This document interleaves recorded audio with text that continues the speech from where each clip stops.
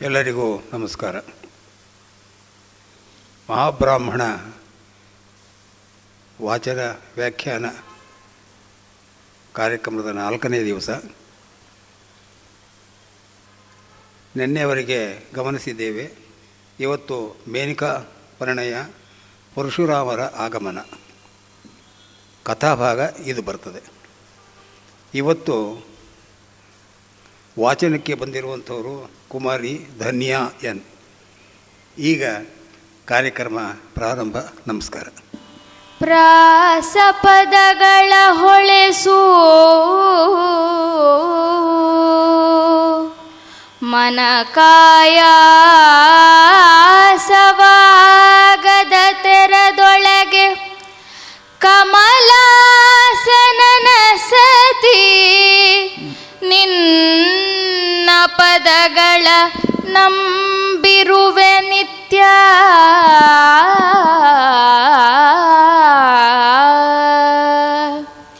ನಿತ್ಯವಾಸ ಮಾಡೋ ನನ್ನ ಮನದ ನಿವಾಸದಲ್ಲಿ ನೀನು ಅನವರತ ವಿದ್ಯಾ ಸರಸ್ವತಿ ದೇವಿಯೇ. ವಿದ್ಯಾ ಸರಸ್ವತಿ ದೇವಿಯೇ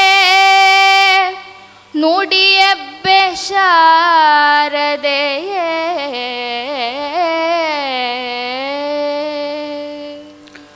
ಸಭಾ ಸರಸ್ವತಿಗೆ ನಮಸ್ಕಾರ. ಪಾರ್ವತಿ ಪರಶಿವನ ಮುದ್ದು ಕುವರ ಗಣಪನನ್ನು ವಿಘ್ನ ನಿವಾರಿಸೆಂದು ಪ್ರಾರ್ಥಿಸಿ, ತಾಯಿ ಶಾರದೆಯನ್ನು 2 ಅಕ್ಷರವನ್ನು ನಾಲಿಗೆಯಲ್ಲಿ ನುಡಿಸೆಂದು ಪ್ರಾರ್ಥಿಸುತ್ತ ನನ್ನೆಲ್ಲ ಗುರು ಪರಂಪರೆಗೆ ವಂದಿಸಿ ಇಂದಿನ ಕಾರ್ಯಕ್ರಮವನ್ನು ಆರಂಭ ಮಾಡ್ತಾ ಇದ್ದೆ. ಎದುರಿಗಿರುವಂಥವರು ಸಹೃದಯರು, ನಿಮ್ಮೆಲ್ಲರಿಗೆ ನಮಸ್ಕಾರವನ್ನು ಸಲ್ಲಿಸಿ ದೇವುಡು ಅವರ ಮಹಾಬ್ರಾಹ್ಮಣದ ಈ ಮಹಾಪ್ರಯಾಣದ 4ನೆಯ ದಿವಸಕ್ಕೆ ನಾವು ಕಾಲಿಟ್ಟಿದ್ದೀವಿ. ಮಹಾಬ್ರಾಹ್ಮಣದಂತಹ ಕೃತಿ ದೇವುಡು ಅಂಥವರಿಂದ ಮಾತ್ರ ಬರಲು ಸಾಧ್ಯ. ಕಾರಣ ಅವರು ಬದುಕಿದ್ದಂತಹ ಕ್ರಮ. ಅವರ ಹಿಂದೆ ಬೇಕಾದಷ್ಟು ಉಪಾಧಿಗಳಿದೆ. ಅವರು ಸಾಹಿತಿ ಹೌದು, ವೇದಾಂತವನ್ನು ಓದ್ಕೊಂಡಿದ್ದರು, ಸ್ವತಃ ಅನುಭಾವಿಗಳಾಗಿದ್ದರು. ಯಾಕಂದರೆ ಚಂದ್ರಶೇಖರ ಭಾರತಿಗಳಿಂದ ದತ್ತ ಮಂತ್ರವನ್ನು ಉಪದೇಶ ಪಡ್ಕೊಂಡ ನಂತರ ಅದನ್ನು ಸಾಕ್ಷಾತ್ಕಾರ ಮಾಡಿಕೊಂಡಿದ್ದರು. ದೇಶವನ್ನು ಪ್ರೀತಿಸ್ತಿದ್ರು, ಭಾಷೆಯನ್ನು ಪ್ರೀತಿ ಮಾಡ್ತಾಯಿದ್ರು, ಗಾಂಧಿಯ ಭಕ್ತರಾಗಿದ್ದರು. ಈ ಥರ ಒಂದು ದೊಡ್ಡ ಪಟ್ಟಿ ನಮಗೆ ಸಿಗ್ತಾ ಹೋಗುತ್ತೆ. ಇದೆಷ್ಟನ್ನು ಸೇರಿಸಿದ್ರೆ ಒಬ್ಬ ದೇವುಡು. ಹೀಗೆ ಅನೇಕ ಚಳುವಳಿಗಳಲ್ಲಿ ಅವರು ಭಾಗವಹಿಸಿದರು. ಅದು ಎಲ್ಲಿವರೆಗೆ ಹೋಗಿತ್ತು ಅಂತ ಹೇಳಿ ಅಂದರೆ, ಗುಂಡೇಟನ್ನು ತಿಂದಂಥವರು ದೇವುಡು ಅವರು ಬಹಳ ಹೊಡೆತ ತಿಂದು ಬಿದ್ದಿದ್ದಾಗ ಅನೇಕ ಜನ ಸಾಹಿತಿಗಳು ಅವರನ್ನು ಕರ್ಕೊಂಡು ಬಂದದ್ದು ಕೂಡ ಉಂಟು. ಅಂಥ ಅನೇಕ ಉಲ್ಲೇಖಗಳಿದೆ. ಅದರಲ್ಲೂ ವಿಶೇಷವಾಗಿ 1937ರಲ್ಲಿ ನಾರಿಮನ್ ಗಲಾಟೆಯ ಚಳವಳಿಯ ಸಂದರ್ಭದಲ್ಲಿ ಬೆಂಗಳೂರಿನ ಮೈಸೂರು ಬ್ಯಾಂಕ್ ಸರ್ಕಲ್ ಇದೆಯಲ್ಲ, ಅಲ್ಲಿ ಗೋಲಿಬಾರ್ ಆಗಿತ್ತು. ಅಲ್ಲಿ ಅತ್ಯಂತ ಗಾಯಗೊಂಡವರಲ್ಲಿ ದೇವುಡು ಕೂಡ ಒಬ್ಬರಾಗಿದ್ದರು. ಅದಾದಮೇಲೆ ಇನ್ನೊಂದು ಸರಿ ಸುಲ್ತಾನ್ಪೇಟೆಯಲ್ಲಾದ ಗಲಾಟೆಯಲ್ಲೂ ಕೂಡ ಪೊಲೀಸರಿಂದ ಏಟನ್ನು ತಿಂದಿದ್ದವರು. ಅದಷ್ಟರ ಮಧ್ಯೆ ಅಲ್ಲಿ ಯಾರೋ ಒಬ್ಬರು ಇದ್ದಂತಹ ಒಬ್ಬ ವೃದ್ಧರನ್ನು ರಕ್ಷಿಸೋದಕ್ಕೋಸ್ಕರ ಜೀವದ ಹಂಗು ತೊರೆದು ಕೂಡ ಓಡಿ ಹೋಗಿದ್ದಂಥವರು ದೇವುಡು. ಅವ್ರನ್ನ ಎತ್ಕೊಂಬರಬೇಕು ಅಂಥೇಳಿ. ಮತ್ತು 42ರಲ್ಲಾದಂತಹ ಕ್ವಿಟ್ ಇಂಡಿಯಾ ಚಳುವಳಿಯ ಸಂದರ್ಭದಲ್ಲೂ ಕೂಡ ಲಾಠಿ ಏಟನ್ನು ತಿಂದು ಅದರ ರುಚಿ ನೋಡಿದಂಥವರು ದೇವುಡು. ಹೀಗಾಗಿ ಈ ಎಲ್ಲವೂ ಕೂಡ ಅವರ ಒಂಥರದ ಸಾಹಸ ಗಾಥೆ ಅಂತ ಅನಿಸುತ್ತೆ. ದೇವುಡು ಅವರು ಸ್ವಾತಂತ್ರ್ಯ ಬಂದ ನಂತರ ಒಂದು ದೊಡ್ಡ ಸ್ಕೀಮ್ ಥರದನ್ನು ಮಾಡಿದ್ರು. ಯಾರ್ಯಾರು ಸ್ವಾತಂತ್ರ್ಯ ಹೋರಾಟದಲ್ಲಿ ಭಾಗವಹಿಸಿದ್ದಾರೆ ಅವರಿಗೆ ಸರ್ಕಾರದಿಂದ ಪೆನ್ಷನ್ನು, ನಿವೇಶನಗಳನ್ನು ಕೊಡೋದು, ಮಾಸಾಶನ ಇವೆಲ್ಲವನ್ನೂ ಕೊಡುವಂಥ ಒಂದು ಕ್ರಮವನ್ನು ಸರ್ಕಾರ ತಗೊಳ್ತು. ದೇವುಡವನ್ನು ಕೂಡ ಕರೆದ್ರು ಇದಕ್ಕೋಸ್ಕರ.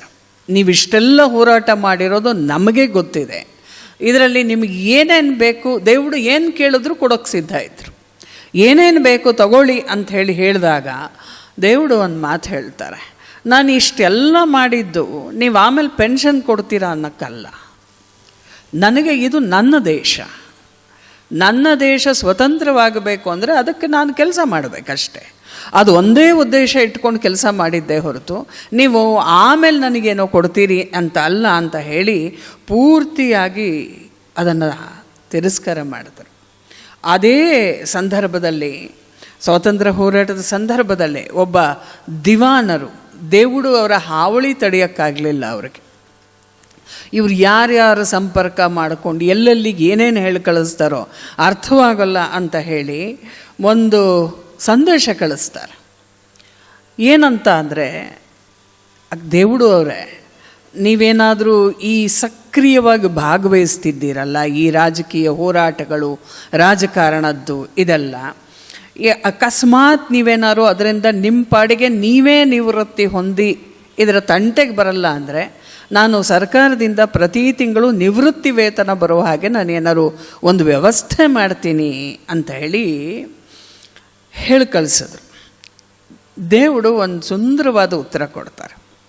ಸುಮಾರು ಎಷ್ಟು ಕೊಟ್ಟು ಕೊಂಡ್ಕೋತೀರಿ ನಂದೊಂದು ಬೆಲೆ ಅಂತ ಬೇಕಲ್ಲ, ಆ ಬೆಲೆಯನ್ನು ಎಷ್ಟು ಕೊಡಬಲ್ರಿ ಅಂತ. ಅವ್ರಿಗೆ ಪಾಪ ಏನು ಹೇಳಬೇಕು ಅಂತ ಗೊತ್ತಾಗಲಿಲ್ಲ. ಒಂದಷ್ಟು ಸಾವಿರಗಳೋ ಎಂಥದೋ ಕೊಡಬಹುದು ಅಂಥೇಳಿ ಅವರು ಅಂದ್ಕೊಂಡಿದ್ರು. ದೇವುಡು ಹೇಳಿದ್ರಂತೆ, ನಾನು ಎಲ್ಲಿ ನಿಂತಿದ್ದೀನಲ್ಲ ಇದು ನನ್ನ ದೇಶ.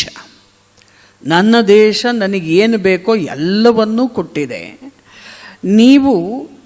ನೀವಲ್ಲ, ಜಗತ್ತಿನ ಯಾವ ಕೋಟ್ಯಾಧೀಶ ಬಂದು ಕೂತ್ಕೊಂಡ್ರೂ ಕೂಡ ನನಗೆ ಬೆಲೆ ಕಟ್ಟಕ್ಕಾಗಲ್ಲ, ನನ್ನ ಕೊಂಡ್ಕೊಳ್ಳೋಕ್ಕಾಗಲ್ಲ. ಹಾಗಾಗಿ ಇವನ್ನೆಲ್ಲ ಬಿಟ್ಟುಬಿಡಿ, ದೇವುಡು ಆಗಿಯೇ ಉಳ್ಕೊಳ್ತಾರೆ ಅನ್ನುವ ಉತ್ತರವನ್ನು ಕೊಟ್ಟರು. ಅಂದರೆ ಒಬ್ಬ ಮನುಷ್ಯ ಆಮಿಷಕ್ಕೆ ಒಳಗಾಗಬಾರ್ದು ಅನ್ನುವುದು ಕೃತಿಯಲ್ಲಿ ಮಾತ್ರ ಅಲ್ಲ, ಅದನ್ನು ಬದುಕಲ್ಲೂ ಅಳವಡಿಸಿಕೊಂಡಿದ್ದರಿಂದಲೇ ದೇವುಡು ಅವರಿಗೆ ಇಂಥದ್ದೊಂದು ಕೃತಿಯನ್ನು ರಚನೆ ಮಾಡೋಕ್ಕೆ ಸಾಧ್ಯವಾಯಿತು. ಅಲ್ಲಲ್ಲಿ ಬರುವಂತಹ ವಾಕ್ಯಗಳು ಅದು ಗೀತೆಯದು ಹೌದು, ಉಪನಿಷತ್ತದು ಹೌದು, ಅದರ ಜೊತೆಗೆ ದೇವುಡು ಅವರ ನಿಲುವು ಎದ್ದು ಕಾಣುತ್ತೆ ಅಂಥ ಎಲ್ಲ ಕಡೆಯಲ್ಲೂ. ಉದಾಹರಣೆಗೆ ನಾವು ನಿಲ್ಲಿಸಿದಂತಹ ಘಟ್ಟ, ವಿಶ್ವಾಮಿತ್ರನನ್ನು ಇಂದ್ರ ಸ್ವರ್ಗಕ್ಕೆ ಆಹ್ವಾನ ಕೊಡ್ತಾನೆ, ಬಂದು 1-2 ದಿವಸ ಇದ್ದುಬಿಟ್ಟು ಹೋಗು ಸ್ವರ್ಗದಲ್ಲಿ ಅಂಥೇಳಿ. ವಿಶ್ವಾಮಿತ್ರ ಕೊಟ್ಟ ಉತ್ತರ ಇದೆಯಲ್ಲ, ಸ್ವರ್ಗಕ್ಕೆ ನಾನು ಬರೋದಿಲ್ಲ ಅಂಥೇಳಿ, ಇದು ದೇವುಡು ಅವರ ಒಳಗೆ ಕೆಲಸ ಮಾಡ್ತಾ ಇದ್ದಂಥ ಒಂದು ನೆಲೆ ಅದು. ಅಂದರೆ ಎಂಥದೇ ಆಮಿಷವನ್ನು ತೋರಿಸಿದ್ರು ದೇವುಡು ಅದಕ್ಕೆ ಬಗ್ಗಿಲ್ಲ ಅನ್ನೋದಕ್ಕೆ ತುಂಬ ಉದಾಹರಣೆಗಳು ನಮಗೆ ಸಿಗುತ್ತೆ. ಅದನ್ನು ಬೇರೆಯವರು ದಾಖಲೆ ಮಾಡ್ತಾ ಹೋಗ್ತಾರೆ. ನೆನ್ನೆ ಇಂದ್ರ ಬಂದ, ವಿಶ್ವಾಮಿತ್ರರನ್ನು ಸ್ವರ್ಗಕ್ಕೆ ಕರೆದ, ಹೋಗಲಿಲ್ಲ. ಅದಾದ ನಂತರ ಜಮದಗ್ನಿಯಿಂದ ವಿಶ್ವಾಮಿತ್ರರಿಗೆ ಕರೆ ಬಂತು, ನಮ್ಮ ಆಶ್ರಮಕ್ಕೆ ಬನ್ನಿ ಅಂಥೇಳಿ. ವಿಶ್ವಾಮಿತ್ರರು ಆಶ್ರಮಕ್ಕೆ ಹೋದಾಗ ದಾರಿಯಲ್ಲೇ ಉದ್ದಕ್ಕೂ ಎಲೆ ಹಾಕಿದ್ದಾರೆ, ಅಲ್ಲಿ ಭಕ್ಷ್ಯ ಭೋಜನ ಎಲ್ಲವನ್ನು ಬಡಿಸ್ತಾ ಇದ್ದಾರೆ, ಒಳ್ಳೆ ವಾಸನೆ ಬರ್ತಾ ಇದೆ. ಇದನ್ನೆಲ್ಲ ನೋಡಿ ಅನ್ನಿಸ್ತು, ಜಮದಗ್ನಿಗೆ ಇಷ್ಟೊಂದು ಎಲ್ಲಿಂದ ಬಂತು ಅಂಥೇಳಿ ಪ್ರಶ್ನೆ ಮಾಡಿದಾಗ ಅಲ್ಲೊಂದು ಶಬಲೆ ಅನ್ನುವ ಧೇನು ಇತ್ತು, ನಮ್ಮ ನಂದಿನಿ ಥರ ಕಾಮಧೇನುವಿನ ಮಗಳು, ಇನ್ನೊಂದಾಕೆ ಶಬಲೆ. ಅದನ್ನು ನೋಡಿ ವಿಶ್ವಾಮಿತ್ರರಿಗೆ ಸಂತೋಷ ಆಗೋ ಬದಲು ವಸಿಷ್ಠರಿಗೆ ನಂದಿನಿ, ಜಮದಗ್ನಿಗೆ ಶಬಲೆ, ನಾನು ಇನ್ನೊಂದು ಚೂರು ಕೇಳಿದ್ರೆ ಅದಕ್ಕೊಂದು ಸಂದಿನಿ ಅಂತ ಹೆಸರಿಟ್ಟು ನನಗೊಂದು ಕೊಡ್ತಾರೆ. ಆದರೆ ಇಂಥದನ್ನೆಲ್ಲ ಕೊಟ್ಟಾಗ ಇದನ್ನು ಆಶ್ರಮದಲ್ಲಿ ಇಟ್ಕೊಳ್ಬೇಕಾ ಬೇಡವಾ? ದೇವತೆಗಳು ವರ ಕೊಟ್ಟರೆ ಅದು ವರವಾಗಿ ಎಷ್ಟು ದಿನ ಇಟ್ಕೊಳ್ಳುತ್ತೆ? ಒಂದು ಪಟ್ಟಿ ನೋಡಿಬಿಟ್ರೆ ಮತ್ತೆ ಅದು ವರಗಳೆಲ್ಲವೂ ಒಂದರ್ಥದಲ್ಲಿ ಶಾಪ ಆಗತ್ತೆ. ಈಗ ಮತ್ತೆ ಈ ಜಮದಗ್ನಿಯ ಹತ್ತಿರ ಇರುವ ಈ ಶಬಲೆ ಇದ್ದಾಳಲ್ಲ, ಇದನ್ನು ವರ ಅಂಥೇಳಿ ಭಾವಿಸಬೇಕು ಅಥವಾ ಇದನ್ನು ಏನು ಅಂತ ಭಾವಿಸಬೇಕು ಅನ್ನುವ ಒಂದು ಯೋಚನೆ ಅವರಿಗೆ ಉಂಟಾಗಿಬಿಡುತ್ತೆ. ಅಂದರೆ ಜಮದಗ್ನಿಗೆ ಅದನ್ನು ಹೇಳೋಕ್ಕಾಗಲ್ಲ, ಯಾಕಂದರೆ ಈಗಾಗಲೇ ಅವರು ಸ್ವೀಕಾರವನ್ನೇ ಮಾಡಿ ಹೋಗ್ಬಿಟ್ಟಿದೆ. ಶಬಲೆ ಮತ್ತು ಯಾವ ಅನರ್ಥ ಪರಂಪರೆಯನ್ನು ತರ್ತಾಳೋ ಅನ್ನುವಂಥ ಒಂದು ದೊಡ್ಡ ಯೋಚನೆ ಅವ್ರಿಗೆ ಬಂದ್ಬಿಡತ್ತೆ. ಜಮದಗ್ನಿ ಹತ್ರ ಹೇಳ್ತಾರೆ, ಇಲ್ಲೇ ಇರಿ ಅಂದಾಗ, ಇಲ್ಲ ಆಗೋದಿಲ್ಲ, ನನಗೆ ಮುಂದಕ್ಕೆ ಹೋಗುವ ಮನಸ್ಸಿದೆ, ವಿಶೇಷವಾಗಿ ಹಿಮಾಚಲದ ಪ್ರಾಂತ್ಯಕ್ಕೆ ಹೋಗಬೇಕು ಅಂತ ಹೇಳಿ ನಾನು ಯೋಚನೆ ಮಾಡ್ತಾ ಇದ್ದೇನೆ. ಆದ್ದರಿಂದ ಅಲ್ಲಿ ಹೋಗಿ ನಾನು ನನ್ನ ತಪಸ್ಸನ್ನು ಆರಂಭ ಮಾಡ್ತೀನಿ ಅಂತ ಹೇಳಿದಾಗ ಅವ್ರು ಹೇಳ್ತಾರೆ, ಜೊತೆಗೆ ಹೊರಟಾಗ ವಿಶ್ವಾಮಿತ್ರರನ್ನು ಅನೇಕ ಜನ ಹಿಂಬಾಲಿಸಿದಾಗ ವಿಶ್ವಾಮಿತ್ರರು ಹೇಳ್ತಾರೆ, ನಾನು ದಾಟಿ ಇತರರನ್ನು ದಾಟಿಸಬೇಕು. ಯಾವಾಗಲೂ ಮೊದಲು ನಾನು ದಾಟಬೇಕು, ನಾನು ದಾಟಿದ ಮೇಲೆ ತಾನೇ ನನಗೆ ದಾಟೋದು ಹೇಗೆ ಅಂತ ಗೊತ್ತಾಗೋದು. ಅವರು ಕೊಟ್ಟ ಅತಿ ದೊಡ್ಡ ಉತ್ತರ. ಆದ್ದರಿಂದ ನಾನೇ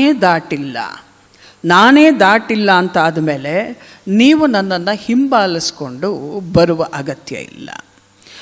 ದೇವರು ಅವರು ಹೆಸರುಗಳನ್ನು ಬೇರೆ ಬೇರೆ ಕ್ರಮದಲ್ಲಿ ಬೆಳೆಸ್ತಾ ಹೋಗ್ತಾರೆ. ಆರಂಭದ ದಿನ ಭಾನುವಾರ ನಾವೇನು ಮಾಡಿದ್ವಿ, ಅಲ್ಲಿದ್ದವನು ಕೇವಲ ರಾಜ ಕೌಶಿಕ. ಅವನು ಬರೀ ರಾಜನ ಅಷ್ಟೇ ಆಗಿದ್ದ. ಎಲ್ಲಿಯವರೆಗೆ ರುದ್ರನಿಂದ ಅಸ್ತ್ರವನ್ನು ತೆಗೆದುಕೊಂಡು ಬಂದು ಪ್ರಯೋಗ ಮಾಡಿ ಅದನ್ನು ಬ್ರಹ್ಮದಂಡ ನುಂಗಿ ಅದಾದ ನಂತರ ಅವನಿಗೊಂದು ಅರಿವು ಮೂಡಿತು, ಈ ತಪಸ್ಸು ಅನ್ನುವುದರ ಕಡೆಗೆ ನಾನು ಹೋಗಬೇಕು ಅನ್ನುವಂಥದ್ದು. ಆ ಕ್ಷಣ ಬಂದು ಅವನು ಏನು ಸಾಧನೆಯನ್ನು ಆರಂಭ ಮಾಡ್ದ, ಅವನು ರಾಜರ್ಷಿ ಆದ ಮೇಲೆ ಆ ತಪಸ್ಸು ಇನ್ನೂ ಕೂಡ ಸ್ವಲ್ಪ ಮೇಲ್ಮಟ್ಟಕ್ಕೆ ಹೋಯಿತು. ಅಂದರೆ ವಸಿಷ್ಠರ ಮೇಲಿನ ದ್ವೇಷ ಮರೆಯಾಯಿತು. ಆದರೆ ಬ್ರಹ್ಮಜ್ಞಾನಿಯೇ ಆಗಬೇಕು ಅಥವಾ ವಸಿಷ್ಠರಂತೆ ಆಗಬೇಕು ಅನ್ನುವ ಆಶಯ ಬಂದು ಸಾಧನೆಯನ್ನು ಮಾಡೋಕ್ಕೆ ಆರಂಭಿಸಿದ್ನಲ್ಲ, ಆವಾಗ ಆತ ಮಹರ್ಷಿಯಾದ.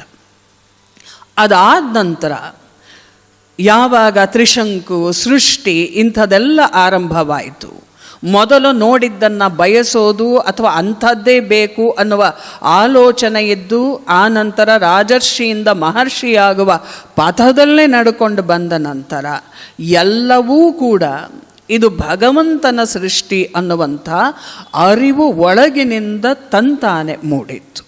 ಹಾಗಾಗಿ ಇಡೀ ಸೃಷ್ಟಿಯ ಜೊತೆಗೆ ಮಿತ್ರತ್ವದ ಭಾವನೆ ಬಂದಾಗ ವಿಶ್ವಕ್ಕೆ ಆಗಿ ಇರುವಂಥ ವ್ಯಕ್ತಿಯನ್ನು ವಿಶ್ವಮಿತ್ರ, ಆ ನಂತರ ವಿಶ್ವಾಮಿತ್ರ ಅಂಥೇಳಿ ಕರೆಯಲಾಯಿತು. ಇದನ್ನು ಸುತ್ತ ಇದ್ದ ಋಷಿಗಳೂ ಕೂಡ ಹಾಗೆ ಕರೆದರು. ಮತ್ತು ಆ ಮಿತ್ರತ್ವ ಉದ್ಭವಿಸಿದ್ದರಿಂದ ಅವರು ಜಗತ್ತಿಗೆ ಮಿತ್ರತ್ವವನ್ನು ಹೊಂದಿದರು. ಆದರೂ ಈ ಕಾದಂಬರಿಯಲ್ಲಿ ಮಧ್ಯದಲ್ಲಿ ಕೌಶಿಕ ಅನ್ನುವ ಶಬ್ದವೂ ಮತ್ತೆ ಬರುತ್ತೆ, ರಾಜರ್ಷಿ ಅನ್ನುವ ಶಬ್ದವೂ ಬರುತ್ತೆ, ಮಹರ್ಷಿ ಅನ್ನುವ ಶಬ್ದವೂ ಬರುತ್ತೆ. ಇದರ ಜೊತೆಗೆ ಹೊಸ ಅಡಿಷನ್ ಒಂದಾಗತ್ತೆ, ಭಗವಾನ್ ಅನ್ನುವ ಶಬ್ದವೂ ಕೂಡ ಬರುತ್ತೆ. ಇದನ್ನು ಹೇಗೆ ಅರ್ಥ ಮಾಡಿಕೊಳ್ಬೇಕು ಅಂಥೇಳಿ ಅಂದರೆ, ಕುಮಾರವ್ಯಾಸನಂಥ ಕಾವ್ಯದ ಪರಿಚಯ ತಮಗೆಲ್ಲ ಇರೋದ್ರಿಂದ ಆ ಪ್ರತಿ ಶಬ್ದವನ್ನು ಹೇಳಬೇಕಾದ್ರೆ ಅದರ ಹಿಂದೊಂದು ಅರ್ಥ ಇರುತ್ತೆ ಮತ್ತು ಉದ್ದೇಶ ಇರುತ್ತೆ. ಈಗ ನಮ್ಮನ್ನು ಕರೆದ ಹಾಗೆ ಕರೆಯೋಕ್ಕಾಗಲ್ಲ. ಅಲ್ಲಿ ಮುಂದೆ ಈ ಭಾಗದಲ್ಲೂ ಇವತ್ತೂ ಕೂಡ ಕೌಶಿಕ ಅನ್ನೋ ಶಬ್ದ ಬಳಕೆ ಆಗತ್ತೆ. ಯಾಕೆ ಅಂಥೇಳಿ ಅಂದರೆ ಕ್ಷಾತ್ರದ ಗುಣಗಳು ಕ್ರೋಧ ಅನ್ನುವುದನ್ನು ನೆನಪಿಸಬೇಕಾದಾಗಲೆಲ್ಲ ಕೌಶಿಕ ಅನ್ನೋ ಹೆಸರೇ ಬರೋದು. ಅಥವಾ ಅಲ್ಲಿಂದ ಸ್ವಲ್ಪ ಮೇಲ್ಸ್ತರಕ್ಕೆ ಹೋದಾಗ ಬಂದ ಹಂತವನ್ನು ಸೂಚಿಸಬೇಕಾದ್ರೆ ದೇವರು ಅಲ್ಲೆಲ್ಲ ರಾಜರ್ಷಿ ಅನ್ನುವ ಪದವನ್ನು ಬಳಸಿದ್ದಾರೆ. ಆ ರಾಜತ್ವ ರಾಜಸವೂ ಬಿಟ್ಟು ಹೋಗುತ್ತಲ್ಲ, ಅದು ಮಹರ್ಷಿ ಆಗುವಂಥದ್ದು. ಆ ನಂತರ ವಿಶ್ವಾಮಿತ್ರ ಅನ್ನುವುದು ಬರುತ್ತೆ. ಕೊನೆಯ ಹಂತದಲ್ಲಿ ಭಗವಾನ್ ಅನ್ನುವಂಥ ಶಬ್ದ ಇವರಿಗೆ ಪ್ರಯೋಗವಾಗತ್ತೆ. ಇದೆಲ್ಲವೂ ಈ ಕೌಶಿಕನೇ ಅನೇಕ ಹಂತದಲ್ಲಿ ಬದಲಾವಣೆಯಾದಂಥ ವ್ಯಕ್ತಿ. ಬ್ರಾಹ್ಮಣನಾಗುವುದು ಅನ್ನುವ ಬೇಡಿಕೆ ಅಂದರೆ ದೇಹ ಅಲ್ಲ, ಮನಸ್ಸು ಮೇಲ್ಮಟ್ಟಕ್ಕೆ ಹೋಗ್ತಾ ಹೋಗ್ತಾ ಹೋಗ್ತಾ ಆ ಮನಸ್ಸಿಗೆ ಕೊಡುವಂತಹ ಹೆಸರುಗಳು, ಮನಸ್ಸಿನ ಎತ್ತರಕ್ಕೆ ಬಂದಂತಹ ನಾಮಧೇಯಗಳು, ಇವೆಲ್ಲ ಕೊನೆಗೊಳ್ಕೊಳ್ಳೋದು ಬ್ರಹ್ಮಜ್ಞಾನಿ ಅನ್ನುವ ಪದ ಮಾತ್ರ. ಹೀಗೆ ಇವ್ರು ಹೇಳ್ತಾರೆ, ನಾನು ದಾಟಿದ ಮೇಲೆ ಬೇರೆಯವರನ್ನು ದಾಟಿಸಬೇಕು. ವಿವೇಕ ಚೂಡಾಮಣಿಯಲ್ಲಿ ಬರುವಂಥ ವಾಕ್ಯ ಇದು. ಈ ದಾಟೋದು ಅಂದರೆ ಹೇಗೆ ಅನ್ನುವಂಥ ಮಾತನ್ನು ಹೇಳ್ತಾರೆ. ಆತ್ಮನೋ ಮೋಕ್ಷಾರ್ಥಂ ಜಗದಿತ್ಥಾಯ ಚ. ಮೋಕ್ಷಕ್ಕಾಗಿ ಮತ್ತು ಲೋಕ ಕಲ್ಯಾಣಕ್ಕಾಗಿ ಬಹಳ ಜನ ತಾವು ಕಂಡ ಮಾರ್ಗದಲ್ಲಿ ಇತರರನ್ನು ಕರ್ಕೊಂಡು ಹೋಗಿ ಸುಲಭವಾಗಿ ದಾಟಿಸ್ತಾರೆ. ಯಾತಕ್ಕೆ ಅಂಥೇಳಿ ಅಂದರೆ ತೀರ್ಣ ಸ್ವಯಂ ಭೀಮ ಭವಾರ್ಣವಂ ಜನನಾ ಹೇತು ನಾನ್ಯಾನಪಿ ತಾರಯಂತಂ. ಈ ಹುಟ್ಟು ಸಾವು ಸಂಸಾರ ಅನ್ನೋದು ಮಾತಾಡಿದಷ್ಟು ಸುಲಭಕ್ಕೆ ದಾಟಕ್ಕಾಗಲ್ಲ. ಸಣ್ಣ ಸಣ್ಣ ಅಹಂ ಹೇಳ್ತಾ ಇರುತ್ತೆ. ಅದು ಎದ್ದ ತಕ್ಷಣ ಸಣ್ಣತನ ಸಹಜವಾಗಿ ಬಂದುಬಿಡುತ್ತೆ. ವ್ಯಕ್ತಿತ್ವದಲ್ಲಿ ಊನ ಅವೆಲ್ಲವೂ ಕೂಡ. ಆದರೆ ದೊಡ್ಡವರು ಯಾರು?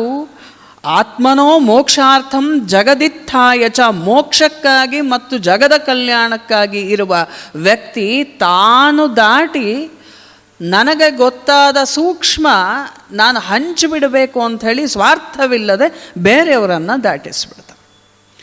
ಇದನ್ನು ವಿಶ್ವಾಮಿತ್ರರು ಹೇಳ್ತಾರೆ. ಆದ್ದರಿಂದ ನಾನು ನಿಧಾನವಾಗಿ ನಿಮ್ಮನ್ನು ಕರ್ಕೊಂಡು ಹೋಗ್ತೀನಿ ಅಂತ. ವಾಮದೇವನ ಆಶ್ರಮಕ್ಕೆ ಹೋಗೋಣ ಅನಿಸುತ್ತೆ. ಸರಸ್ವತಿ ನದಿ ತೀರದಲ್ಲೂ ಇರಬೇಕು ಅಂತ ಹೇಳಿ ಯೋಚನೆ ಮಾಡಬೇಕು ಅಂತ ಹೇಳ್ತಾ ಇದ್ದಾರೆ. ದೇವಗುರು ಆಡಿದ ಮಾತುಗಳು ಪೂರ್ಣವಾಗಿ ನೆನಪಿಗೆ ಬರ್ತಾ ಇದೆ. ಕಾಮ ಕ್ರೋಧ ಎರಡನ್ನು ಬಿಟ್ಟರೆ ನೀನು ಬ್ರಾಹ್ಮಣನಾಗಬಹುದು. ಇವೆರಡನ್ನೂ ಬಿಡಬೇಕು. ಬಿಡದೇ ಇದ್ದರೆ ಬ್ರಾಹ್ಮಣ ಆಗೋಕ್ಕಾಗಲ್ಲ. ಹಾಗಾದರೆ ಬ್ರಾಹ್ಮಣ್ಯ ಅಂದರೆ ತಗೊಳ್ಳೋಕ್ಕೇನೂ ಇಲ್ವಾ? ಎಲ್ಲವುದನ್ನು ಬಿಡ್ತಾ ಹೋದರೆ ಮಾತ್ರ ಬ್ರಾಹ್ಮಣನಾಗಬಹುದಷ್ಟೆ. ಏನೇನಿದೆ ನಮ್ಮ ಜೊತೆಗೆಲ್ಲ ಬರ್ತವಲ್ಲ ಹುಟ್ಟಿನಿಂದ, ಅವೆಲ್ಲವನ್ನು ದಿನಮಾನ ಕಳೀತಾ ಕಳೀತಾ ಎಲ್ಲವನ್ನು ಬಿಡ್ತಾ ಹೋಗ್ತೀವಲ್ಲ, ಅದು ಬ್ರಾಹ್ಮಣನಾಗುವ ಹಂತ. ಅಂದರೆ ಏಳುವ ಆಸೆಗಳನ್ನು ತುಳಿದು ಅದರ ಬೀಜ ಸಮೇತ ಕಿತ್ತು ಹಾಕುವಂತಹ ಒಂದು ಪ್ರಕ್ರಿಯೆ. ಅದನ್ನು ಅವರೇ ಅಂದ್ಕೊಳ್ತಾರೆ. ಇದು ಹೇಳಿದಷ್ಟು ಸಾಮಾನ್ಯವಾಗಿ ಆಗುವ ಕೆಲಸವ? ವಿಶ್ವಾಮಿತ್ರರಂಥವರಿಗೆ ಇಷ್ಟು ಸಮಯ ತಗೊಂಡ್ರೆ ಸಾಮಾನ್ಯರ ಹಂತಕ್ಕೆ ಬರೋಕ್ಕೆ ಎಷ್ಟು ದಿವಸ ಆಗಬೇಕಾಗ್ಬೋದು? ಹಾಗಿದ್ದರೆ ಯಾತಕ್ಕೆ ಇದೆಲ್ಲ ಆಗ್ತಾ ಇದೆ, ಮನಸ್ಸು ಯಾಕೆ ಹೀಗಾಗತ್ತೆ ಅನ್ನೋದನ್ನೆಲ್ಲ ಯೋಚನೆ ಮಾಡ್ತಾ ಮಾಡ್ತಾ ಹೇಳ್ತಾ ವಸಿಷ್ಠರನ್ನು ನೆನಪಿಸ್ಕೊಳ್ತಾರೆ. ಇಂದ್ರನೂ ಹೇಳ್ದ, ಅಹಂಕಾರವನ್ನು ಗೆದ್ದವನ ಮುಂದೆ ಬರೀ ಮನುಷ್ಯರಲ್ಲ ದೇವತೆಗಳು ತಲೆಬಾಗ್ತಾರೆ. ರುದ್ರನ ಅಸ್ತ್ರವನ್ನೂ ಕೂಡ ನುಂಗಿ ಹಾಕಿಬಿಡುವ ಶಕ್ತಿ ಬ್ರಹ್ಮಜ್ಞಾನದಲ್ಲಿದೆ ಅಂತ ಹೇಳಿ ಅರ್ಥ ಮಾಡ್ತಾ ಹೋಗ್ತಾರೆ. ಕೊನೆಗೆ ಸರಸ್ವತಿ ನದಿ ತೀರಕ್ಕೆ ಬಂದಾಗ ವಾಮದೇವರೇ ಮುಂದೆ ಬರ್ತಾರೆ. ಬಂದು ವಸಿಷ್ಠ ಮಹರ್ಷಿಗಳನ್ನು ದುಃಖವನ್ನು ಕಳೀಬೇಕು ಅಂದ್ಕೊಂಡಿದ್ರೆ ನಮ್ಮ ಆಶ್ರಮದ ಕಡೆಗೆ ಬರಲಿಲ್ಲ, ನೀವು ಇಲ್ಲಿ ಬಂದಿದ್ದೀರಲ್ಲ ಅಂತ ಕೇಳಿದಾಗ ವಿಶ್ವಾಮಿತ್ರರು ಕೇಳ್ತಾರೆ, ಯಾಕೆ, ಏನಾಯಿತು? ವಸಿಷ್ಠರ ಶೋಕ ಇನ್ನೂ ನಿವಾರಣೆಯಾಗಿಲ್ಲ, ಹಾಗೆ ಇಟ್ಟಿದ್ದೀರಿ ನೀವು, ಏನು ಮಾಡಬೇಕು? ಏನಿಲ್ಲ, ನಿಮ್ಮ ತಪೋಬಲದಿಂದ ಸೃಷ್ಟಿನೇ ಮಾಡೋಕ್ಕೆ ಹೊರಟಿದ್ರಲ್ಲ, ನಮಗೂ ಅಂಥದ್ದೊಂದು ದರ್ವಿ ಅಂದರೆ ಮರದ ಸೌಟು ಅಂತ ನಮಗೆ ನೆನಪಲ್ಲಿ ಉಳ್ಕೊಂಡಿದೆ. ಅಂಥದ್ದೊಂದು ದರ್ವಿ ಇವಾಗ ಬೇಕಾಗಿದೆ, ತುರ್ತಾಗಿ, ಅದಕ್ಕೆ ನಾನು ಬಂದೆ ಅಂಥೇಳಿ ಕೇಳ್ತಾರೆ.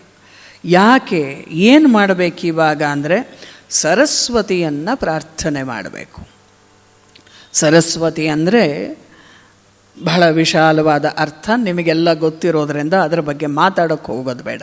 ಆದರೆ ಸರಸ್ವತಿ ಸೂಕ್ತದಲ್ಲಿ ಒಂದು ಸಾಲು ಬರುತ್ತೆ, ಅಂಬಿತಮೇ ನದೀತಮೇ ದೇವಿತಮೇ ಸರಸ್ವತಿ. ಪ್ರಣೋದೇವಿ ಮಂತ್ರವನ್ನು ಹೇಳಿದಾಗ ಅಂತಹ ಸರಸ್ವತಿಯನ್ನು ಈಗ ಕರಿಬೇಕು. ಹಾಗೆ ಕರೆದಾಗ ಆಕೆ ಬರುವ ವಿಸ್ತಾರ, ಇಲ್ಲಿ ಕೊಡುವಂತಹ ಭೌಗೋಳಿಕ ವಿಸ್ತಾರ ಸುಮಾರು 1600 ಕಿಲೋಮೀಟರ್ನಷ್ಟು ಒಂದು ದೊಡ್ಡದಾದಂತಹ ಪಾತ್ರ ಇರುವಂತಹ ನದಿ ಅದು. ಅದಕ್ಕೆ ಇವರು ಕೇಳ್ತಾರೆ, ಸರಸ್ವತಿಯ ಉದಕದಲ್ಲಿ ವಸಿಷ್ಠರು ಕೊಚ್ಕೊಂಡು ಹೋಗೋದು ಅಂದರೆ ಯಾಕೆ? ಸಮಾಧಾನ ಇರುತ್ತಾ? ಅಂಥವರು ಕೊಚ್ಕೊಂಡು ಹೋಗಲಿ ಅಂತ ನಾನು ಪ್ರಾರ್ಥನೆ ಮಾಡಿ ಕರೆಸೋದು ಅಂದರೆ ಗೊತ್ತಿಲ್ಲ. ಸರಸ್ವತಿ ನದಿಯಲ್ಲಿ ಶುದ್ಧರಾಗಬೇಕು ಅವರು. ಶುದ್ಧರಾದಾಗ ಮಾತ್ರ ಅದಾಗತ್ತೆ. ಎಲ್ಲಿವರೆಗೆ ವಸಿಷ್ಠರ ದೇಹವನ್ನು ಸುಮಾರು 12 ಯೋಜನದವರೆಗೆ ಸರಸ್ವತಿಯ ನೀರು ಕೊಚ್ಕೊಂಡು ಕರ್ಕೊಂಡು ಹೋಗಬೇಕು. ಆ ದೇಹ ಎಲ್ಲ ಪಾತ್ರದ ಸುತ್ತ ತಾಡಿಸ್ಕೊಂಡು ಹೋಗಬೇಕು, ಆವಾಗ ಸರಿಯಾಗತ್ತೆ. ಕೊನೆಗಿವರು ಪ್ರಾರ್ಥನೆಯನ್ನು ಮಾಡ್ತಾರೆ. ಸರಸ್ವತಿ ಗರ್ಜನೆಯನ್ನು ಮಾಡ್ತಾ ಬರ್ತಾಳೆ. ಬಹುಶಃ ಇದು ಒಂದೇ ಉದಾಹರಣೆ, ಸರಸ್ವತಿ ನದಿಯಲ್ಲಿ ಅಷ್ಟು ದೊಡ್ಡ ಅಲೆಗಳು ಬಂದದ್ದು ಎಲ್ಲ. ಹಾಗೆ ಬಂದಾಕೆ ವಸಿಷ್ಠರ ದೇಹವನ್ನು ಒಂದು ಕರಿಯ ಕಂಬಳಿಯಲ್ಲಿ ಸುತ್ತಿಟ್ಟ ದೇಹದ ಮಾದರಿಯಲ್ಲಿ ವಸಿಷ್ಠರ ದೇಹವನ್ನು ಕೊಚ್ಕೊಂಡು ಹೋಗಲಾಗತ್ತೆ. ಹಾಗೆ ಕೊಚ್ಚಿಕೊಂಡ ದೇಹವನ್ನು ವಿಶ್ವಾಮಿತ್ರರು ಗಮನಿಸ್ತಾರೆ, ವಾಮದೇವರು ನಿರ್ಗಮನ ಮಾಡ್ತಾರೆ. ಈಗ ತಪಸ್ಸಿಗೆ ವಿಶ್ವಾಮಿತ್ರರು ಆರಂಭ ಮಾಡಿದ್ರು. ಇಲ್ಲಿ ಅವರಿಗೆ ಪ್ರಾಣಶಕ್ತಿ ಎಲ್ಲ ಅರ್ಥವಾಗಕ್ಕೆ ಆರಂಭ ಆಗತ್ತೆ. ಆದರೆ ವಿಶ್ವಾಮಿತ್ರರ ಒಳಗಡೆಗೆ ಒಂದು ಬದಲಾವಣೆ ಆರಂಭ ಆಯಿತು. ಒಳಗಡೆಯೂ ಪ್ರಸನ್ನತೆ, ಹೊರಗಡೆಯೂ ಪ್ರಸನ್ನತೆ. ಒಂದು ಹೂವು ಚಿಗುರು ಏನನ್ನು ನೋಡಿದ್ರೂ ಕೂಡ ಈಗ ಅವರಿಗೆ ಸಂತೋಷವಾಗ್ತಾ ಇದೆ. ಮೊದಲು ಹಾಗೆ ಆಗ್ತಾ ಇರಲಿಲ್ಲ. ಪ್ರಕೃತಿ ಅಂದರೆ ಅದೊಂದು ಮಾಯೆ. ಇವೆಲ್ಲ ಮನಸ್ಸನ್ನು ಒಂದರ್ಥದಲ್ಲಿ ಅಪಹರಿಸುವ ಶಕ್ತಿಗಳು ಅನ್ನುವಂಥ ಭಾವನೆ ಇದ್ದದ್ದು ಈಗ ಸೃಷ್ಟಿಯ ಪ್ರತಿಯೊಂದು ಕಣವನ್ನು ನೋಡಿ ಸಂತೋಷ ಪಡುವಂತಹ ಹೊತ್ತು ಬಂದಿದೆ. ಯಾರೋ ಬರಲಿ ಅಂತ ಮನಸ್ಸು ಭಾವಿಸ್ತಾ ಇದೆ, ಏಕಾಂತ ಬೇಡ ಅಂತ ಅನ್ನಿಸ್ತಾ ಇದೆ, ಎಲ್ಲೆಲ್ಲೂ ತುಂಬಿರಬೇಕು, ಯಾರಾದರೂ ಬರಲಿ ಅನ್ನುವಂತಹ ಎಲ್ಲವೂ ಕೂಡ ಅವ್ರಿಗೆ ಅನ್ನಿಸ್ತಾ ಇದೆ. ಪ್ರಾಣಶಕ್ತಿಯನ್ನು ಉದ್ಬೋಧ ಮಾಡ್ತಾರೆ. ಹೀಗಾಗಿ ಹಸಿವು, ನೀರಡಿಕೆ ಅದೂ ಕೂಡ ಆಗೋದಿಲ್ಲ. ಇದೆಲ್ಲವೂ ಕೂಡ ಸಂತೋಷವನ್ನು ಕೊಡ್ತಾ ಇದೆ. ಆಗ ಒಂದು ದಿವಸ ಅನಿಸುತ್ತೆ, ಯಾವ ಸೃಷ್ಟಿ ಮಾಡಿದ್ರೂ ವಿಘ್ನವೇ ಇಲ್ಲದ ಹಾಗೆ ಒಂದು ಸೃಷ್ಟಿಯನ್ನು ಮಾಡಬೇಕು, ಅನುಕೂಲ ಆಗುವ ಹಾಗೆ ಮಾಡಿಕೊಳ್ಬೇಕು. ಇದು ಉದ್ರೇಕಗಳಿಲ್ಲದೆ ಶಾಂತವಾದ ಮನಸ್ಸಿನಿಂದ ಸೃಷ್ಟಿಯನ್ನು ಮಾಡಬೇಕು, ಅದು ಲೋಕ ಕಲ್ಯಾಣಕ್ಕಾಗಿ ಮಾಡಬೇಕು ಅಂತ ಹೇಳಿ ಮತ್ತೆ ಮತ್ತೆ ಅವರಿಗೆ ಅನ್ನಿಸ್ತಾ ಇದೆ. ಹಾಗೆ ಅನ್ನಿಸಿದಾಗ ಒಂದು ಧ್ವನಿ ಕೇಳಿಸುತ್ತೆ, ನೀವು ಹೇಳುವ ಮಾದರಿಯ ಸೃಷ್ಟಿಯಾಗುವಂಥದ್ದು ಭೂಮಿಯಲ್ಲಿ ಸಾಧ್ಯವಿಲ್ಲ, ದೇವಲೋಕದಲ್ಲಿ ಮಾತ್ರ. ಅದನ್ನು ಕೇಳಿದ ತಕ್ಷಣ ಇವರಿಗೆ ಕೋಪ ಬಂದುಬಿಡ್ತು. ಭೂಮಿಯಲ್ಲಿ ಯಾಕೆ ಸಾಧ್ಯವಿಲ್ಲ ಅಂತ ಹೇಳಿದ್ರೆ, ಈ ಸೃಷ್ಟಿ ಇದೆಯಲ್ಲ ರಜೋಗುಣದ ಕ್ಷೇತ್ರ ಇರುವಂಥ ಕಡೆದು. ಇಲ್ಲಿ ಹೇಗೆ ಅಂಥದ್ದು ಸಾಧ್ಯ? ಸೃಷ್ಟಿ ಅಂಥೇಳಿ ಅಂದರೆ ಒಂದು ಪ್ರಾಣ ಒಡೆದು ಎರಡಾಗಬೇಕು. ಯಾವುದೇ ಪ್ರಾಣ ಇದ್ದರೂ ಅದು ಎರಡಾದಾಗ ಮಾತ್ರ ಸೃಷ್ಟಿ ಆರಂಭ ಆಗತ್ತೆ. ಎರಡು ಆಗೋದಕ್ಕೆ ಒಂದು ಕ್ಷೇತ್ರ ಭೂತತ್ವದಲ್ಲಿ ಬೇಕೇ ಬೇಕು. ಸೃಷ್ಟಿ ಇರೋದೇ ಹಾಗೆ, ಕ್ರಮ ಇರೋದೇ ಹಾಗೆ. ಏಕೋಹಂ ಬಹುಸ್ಯಾಂ, ಇದು ಪರಬ್ರಹ್ಮ ಹೇಳಿದ್ದು. ನಾನು ಒಬ್ಬನೇ ಇದ್ದೇನೆ, ಏಕೋಹಂ ಬಹುಸ್ಯಾಂ, ಅದು ಬಹುವಾಗಬೇಕು, ರೂಪಾಂತರವಾಗಬೇಕು. ಸೃಷ್ಟಿಯ ಆರಂಭದಲ್ಲಿ ನಮಗೆ ಕಥೆ ಗೊತ್ತಿದೆ. ಪರಬ್ರಹ್ಮ ವಸ್ತು ಒಂದೇ ಇದ್ದದ್ದು, ಆ ನಂತರ ಅದು ಎರಡಾಯಿತು. ಈ ಕ್ಷೇತ್ರ ಅನ್ನೋದು ಇಲ್ಲದೆ ಹೋದರೆ ಭೂಮಿಯಲ್ಲಿ ಸೃಷ್ಟಿಯಾಗೋದಕ್ಕೆ ಸಾಧ್ಯವೇ ಇಲ್ಲ. ಹಾಗಾಗಿ ಅದನ್ನು ಮಾಡೋದಕ್ಕೆ ಆ ವಿಭಜನೆ ಅನ್ನೋದಾಗಬೇಕು. ಎರಡು ವಸ್ತುಗಳು ಬೇಕೇ ಬೇಕು. ಬೃಹದಾರಣ್ಯಕ ಉಪನಿಷತ್ತು ಅದನ್ನು ಮಾತಾಡುತ್ತೆ. ಸವೇದಂ ಪ್ರಾಣೋಭವತ್ ತದಾತ್ಮಾನಮೇವ ದ್ವಿಧಾ ಪಾತಯತ್ ತತಃ ಪತಿಶ್ಚ ಪತ್ನೀಚಾಭವತಾಂ.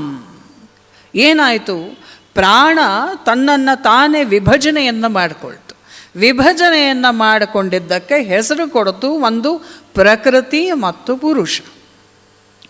ಅದನ್ನು ಮುಂದುವರೆದು ಜಗತ್ತು ಅರ್ಥ ಮಾಡಿಕೊಂಡಿದ್ದು ಪತಿ ಮತ್ತು ಪತ್ನಿ ಅಂಥೇಳಿ ಅಂತಾಯಿತು. ಅದಾದಮೇಲೆ ಸಕಾರಾತ್ಮಕ ನಕಾರಾತ್ಮಕ ಶಕ್ತಿಗಳು ಬಂದು ಅಂಥೇಳಿ ವಿಭಜನೆ ಆಯಿತು. ಹಾಗಾಗಿ ಕೃಷ್ಣನೂ ಕೂಡ ಆ ಮಾತನ್ನು ಗೀತೆಯಲ್ಲಿ ಬಹಳ ಸ್ಪಷ್ಟವಾಗಿ ಹೇಳುತ್ತಾನೆ. ಯಾವತ್ ಸಂಜಾಯತೆ ಕಿಂಚಿತ್ ಸತ್ವಂ ಸ್ಥಾವರ ಜಂಗಮಂ ಕ್ಷೇತ್ರ ಕ್ಷೇತ್ರಜ್ಞ ಸಂಯೋಗ ತದ್ವಿಧಿ ಭರತವರ್ಷಭ. ಅರ್ಜುನ, ಈ ಭೂಮಿಯಲ್ಲಿ ಯಾವುದು ಹುಟ್ಟಿದ್ರೂ ಏನು ಹುಟ್ಟಿದ್ರೂ ಅದು ಎರಡೇ ಆಗತ್ತೆ. ಒಂದು ಕ್ಷೇತ್ರ, ಅದು ನಮ್ಮ ಶರೀರ ಅಥವಾ ಪ್ರಕೃತಿ ಅಂದಿಟ್ಕೊಳ್ಳೋಣ. ಇನ್ನೊಂದು ಕ್ಷೇತ್ರಜ್ಞ, ಆತ್ಮ ಅಥವಾ ಪ್ರಾಣ. ಇವುಗಳ ಸಂಯೋಗದಿಂದ ಉಂಟಾಗತ್ತೆ ಹೊರತು ಸ್ವತಂತ್ರವಾಗಿ ಏನೂ ಇಲ್ಲದೆ ದೇವತೆಗಳಲ್ಲಿ ಆಗತ್ತಲ್ಲ, ಅಯೋನಿಜ ಅನ್ನುವ ಶಬ್ದ ಬರುತ್ತೆ ಅಲ್ಲಿ. ಅಂದರೆ ನಮ್ಮ ಹಾಗೆ ದೇಹದಿಂದ ಉತ್ಪತ್ತಿ ಆಗದೇ ಇರುವಂಥವರು, ಅದು ಅಲ್ಲಿ ಮಾತ್ರ ಸಾಧ್ಯ ಅಂತ ಹೇಳಿ ಆ ಉತ್ತರ ಬರುತ್ತೆ. ಯಾರಿದು ಅಂತ ಹೇಳಿ ವಿಶ್ವಾಮಿತ್ರರು ನೋಡ್ತಾರೆ. ಅತ್ಯಂತ ಸುಂದರವಾದ ಒಂದು ಹೆಣ್ಣುಮಗಳು. ಸ್ಕಂದ ಪುರಾಣದಲ್ಲೂ ಕೂಡ ವಿಶ್ವಾಮಿತ್ರ ಮತ್ತು ಮೇನಕಿಯರ ಸಂವಾದ ಬರುತ್ತೆ.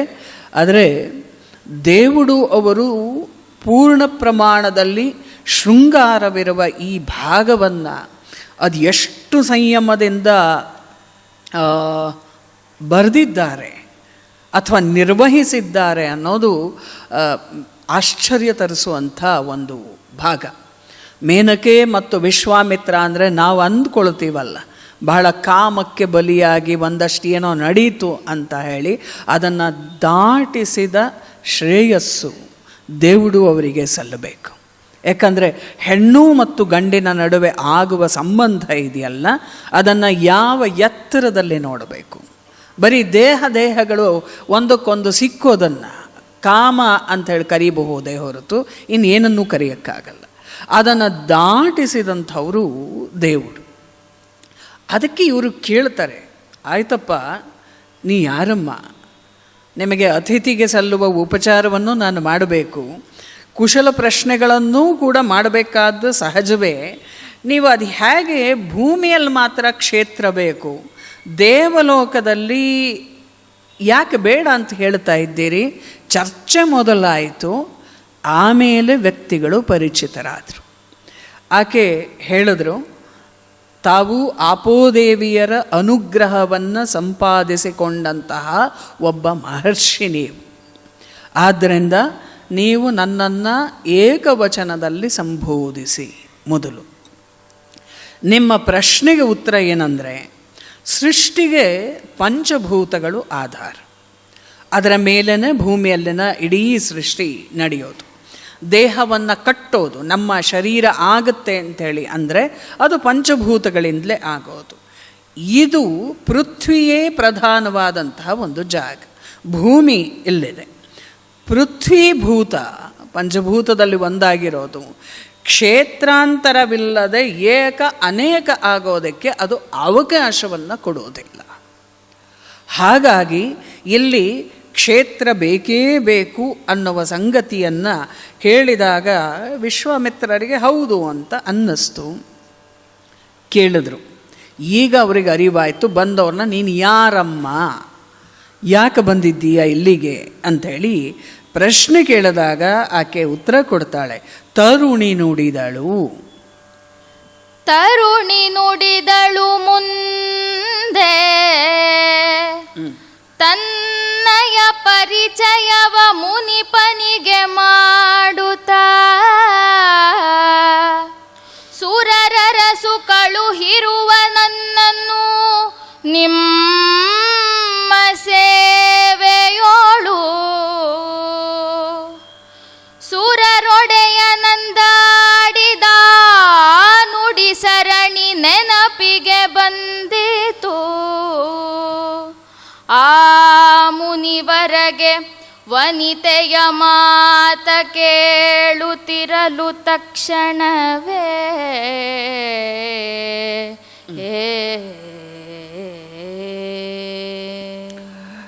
ಇಂದ್ರದೂತಿ ಅಂದ ತಕ್ಷಣ ವಿಶ್ವಾಮಿತ್ರರಿಗೆ ತಕ್ಷಣ ನೆನಪಿಗೆ ಬಂದಿದ್ದು ಸ್ವರ್ಗವನ್ನೇ ನಿನ್ನ ಹತ್ರ ಕಳಿಸಿದ್ರೆ ಅನ್ನುವ ಇಂದ್ರನ ಮಾತು. ಇವರೇನು ಅಂದ್ಕೊಂಡ್ಬಿಟ್ಟಿದ್ರು ಅಂದರೆ, ಬಹುಶಃ ಇಂದ್ರ ಒಂದು ಕಾಮಧೇನೋನೋ ಕಲ್ಪವೃಕ್ಷನೋ ಆ ಥರದ್ದನ್ನು ಏನೋ ಒಂದು ಕಳಿಸ್ಕೊಡ್ತಾನೆ, ಅದನ್ನು ಕೊಟ್ಟಾಗ ಬೇಡ ಅಂದ್ರೆ ಆಯಿತು ಅಂತ ಹೇಳಿ ಇವರು ಯೋಚನೆ ಮಾಡಿದರು. ಆದರೆ ಈ ಸುಖದ ಸಾಧನ, ಭೋಗದ ಸಾಧನ ಸ್ತ್ರೀ ರೂಪವಾಗಿ ಬಳಿಗೆ ಬರಬಹುದು ಅಂತ ವಿಶ್ವಾಮಿತ್ರರು ವಾಸ್ತವವಾಗಿ ಕನಸಿನಲ್ಲೂ ಯೋಚನೆ ಮಾಡಿರಲಿಲ್ಲ. ಈ ಅಂದಾಜು ಅವರಿಗಿರಲಿಲ್ಲ. ಅವರಿಗೆ ಒಂದು ಕ್ಷಣ ಮನಸ್ಸು ಕಲಕಿಬಿಡ್ತು. ಇದೇನಿದು, ಈ ಥರದ ಒಂದು ಭಾವ ಬಂತಲ್ಲ, ಇದು ಯಾಕೆ ಹೆಣ್ಣು ಬಂದಳು ನನ್ನ ಮುಂದೆ ಅಂದ ತಕ್ಷಣ, ಹಾಗಾದರೆ ನೀನು ಇಂದ್ರ ಹೇಳಿದ್ದಕ್ಕಾಗಿ ಭೋಗವನ್ನು ನೀಡುವುದಕ್ಕಾಗಿ ಇಲ್ಲಿ ಬಂದಿರೋದಾ ಅಂಥೇಳಿ ಹೇಳಿದಾಗ ಆಕೆ ಹೌದು, ಅದಕ್ಕಾಗಿಯೇ ಬಂದಿದ್ದೇನೆ ಅಂತ ಹೇಳಿದಾಗ ವಿಶ್ವಾಮಿತ್ರರಿಗೆ ಏನು ಮಾಡಬೇಕು ಅಂತ ಗೊತ್ತಾಗಲಿಲ್ಲ. ಇಲ್ಲಿಯವರೆಗೆ ಆದ ಪರೀಕ್ಷೆಗಳು ಬೇರೆ, ಅವರಿಗೆ ಬೇರೆ ಬೇರೆ ಥರದ್ದು. ಅಹಂಕಾರ ಕಳಚ್ಕೋ, ಪ್ರಾಣಶಕ್ತಿ ಅರ್ಥ ಮಾಡ್ಕೋ, ಈ ಥರದ್ದೆಲ್ಲ ನಡೀತು. ಆದರೆ ಈ ಇಂದ್ರದೂತಿಯನ್ನು ಕಂಡ ಮೇಲೆ ಅವರಿಗೆ ಇದನ್ನು ಹೇಗೆ ಈ ವ್ಯಾಪಾರವನ್ನು ಹೇಗೆ ಮಾಡ್ಕೋಬೇಕು ಅಂತ ಹೇಳಿ ಅರ್ಥ ಆಗಲಿಲ್ಲ. ಭಾಳ ವರ್ಷಗಳಿಂದ ಸಂಯಮದಲ್ಲಿದ್ದ ಮನಸ್ಸು ಸ್ವಲ್ಪ ಚಾಂಚಲ್ಯವನ್ನು ಅಲ್ಲಿ ಪಡ್ಕೊಳ್ತು. ಆ ಸಂಯಮ ದಾಟುವ ಹೊತ್ತಿನಲ್ಲಿ ಅವರಿಗೆ ದೇಹಕ್ಕೆ ಆ ಸೆಕೆ ಆದ ಹಾಗಾಗಿ ಗುಡಿಸಲಿಂದ ಹೊರಗೆ ಬರ್ತಾರೆ. ಆಕೆ ಆ ಹೆಣ್ಣು ಆಚೆ ಬಂದು ಪಕ್ಕದಲ್ಲಿ ನಿಂತ್ಕೊಳ್ತಾರೆ. ವಿಶ್ವಾಮಿತ್ರನ ಮನಸ್ಸಿವಾಗ ಒಡೆದಿದೆ, ಒಡೆದು ಎರಡಾಗಿದೆ. ಯಾಕೆಂದರೆ ಹಿಂದೆ ರಾಜನಾಗಿದ್ದಾಗ ಭೋಗವಾಸನೆಗಳು ಏನೇನಿತ್ತೋ ಅದೆಲ್ಲ ಮತ್ತೆ ನೆನಪಿಗೆ ಬರ್ತಾ ಇದೆ. ಆವಾಗ ಒಂದು ಪ್ರಶ್ನೆ ವಿಶ್ವಾಮಿತ್ರರ ಮುಂದೂ ಬಂತು. ಯಾವುದಕ್ಕಾಗಿ ಜನ ಒದ್ದಾರೋ, ಸ್ವರ್ಗಕ್ಕೆ ಹೋಗಬೇಕು ನಾನು ಅಂಥೇಳಿ ಪ್ರಯತ್ನ ಪಡ್ತಾರೋ, ತ್ರಿಶಂಕು ನಾನು ದೇಹ ಇಟ್ಕೊಂಡೇ ಸ್ವರ್ಗಕ್ಕೆ ಹೋಗಬೇಕು ಅಂತ ಅಂದುಕೊಂಡು ಆ ಎಲ್ಲಕ್ಕೂ ಕೂಡ ಸೇರಿ ಸ್ವರ್ಗ ಒಲಿದು ನನ್ನ ಬಳಿಗೆ ಬಂದಿದೆ, ನಾನು ಏನು ಮಾಡಬೇಕಿವಾಗ? ಇದು ಅವ್ರ ಮುಂದೆ ಪ್ರಶ್ನೆ. ಆದರೆ ಅವರಿಗೆ ಇನ್ನೂ ವಸಿಷ್ಠರು ಕಣ್ಣು ಮುಂದೆ ಬಂದರು. ಎಲ್ಲದನ್ನೂ ದಾಟಿದ ಒಬ್ಬ ಋಷಿ ವಸಿಷ್ಠರು. ಏನು ಮಾಡಲಿ ಅಂತ ಹೇಳಿ ಮನಸ್ಸು ಭಾಳ ಹೋರಾಟ ನಡೆಸ್ತು. ಕೊನೆಗೆ ಒಂದು ತೀರ್ಮಾನಕ್ಕೆ ಬಂದರು. ಸದ್ಯದ ಸೌಖ್ಯಕ್ಕಿಂತ ಭವಿಷ್ಯತ್ತಿನ ಶ್ರೇಯಸ್ಸಿದೆಯಲ್ಲ ಅದು ದೊಡ್ಡದು. ಹಾಗಾಗಿ ಭೋಗ ಬೇಡ ಅನ್ನುವಂಥ ಒಂದು ತೀರ್ಮಾನಕ್ಕೆ ಬಂದರು. ಆ ಹೊಯ್ದಾಟ ನಡೆದಾಗ ಪೂರ್ತಿಯಾಗಿ ಒಂದು ಪ್ರಶ್ನೆ, ಸಂಯಮಿಯಾಗಿ ಇರಬೇಕು ಅಥವಾ ಸಾಮ್ರಾಟನಾಗಿ ಮತ್ತೆ ಹಳೆಯದಕ್ಕೆ ಹೋಗಬೇಕು ಅಂಥೇಳಿ ಅಂದಾಗ ದೃಢ ಮನಸ್ಕನಾದ ಆ ಋಷಿಗೆ ಗೆಲುವಾಗಿ ಅವರು ಹೇಳಿದ್ರು, ನನಗೆ ಬೇಕಿಲ್ಲ, ಇಂದ್ರ ಕಳಿಸಿದ ಭೋಗ ನನಗೆ ಯಾವ ಆಸಕ್ತಿಯನ್ನೂ ತಂದಿಲ್ಲ ಅಂದಾಗ ಆ ಹೆಣ್ಣು ಉತ್ತರವನ್ನು ಕೊಡ್ತಾಳೆ. ಸೃಷ್ಟಿ ರೂಪವೇ ಹೆಣ್ಣು. ಸೃಷ್ಟಿ ರೂಪವು ಹೆಣ್ಣು,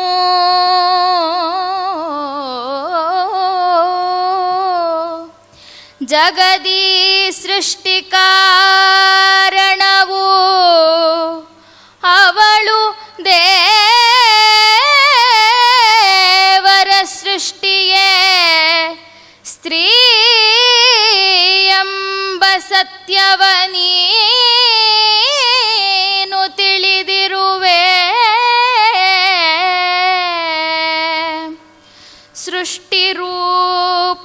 ಪಡೆದು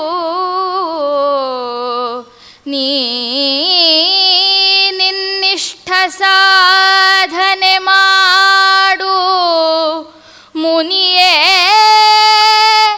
ನಷ್ಟವಾಗದು ನಿನ್ನ ತಪ ನೀನವಳ ಪಡೆದೊಡನೆ.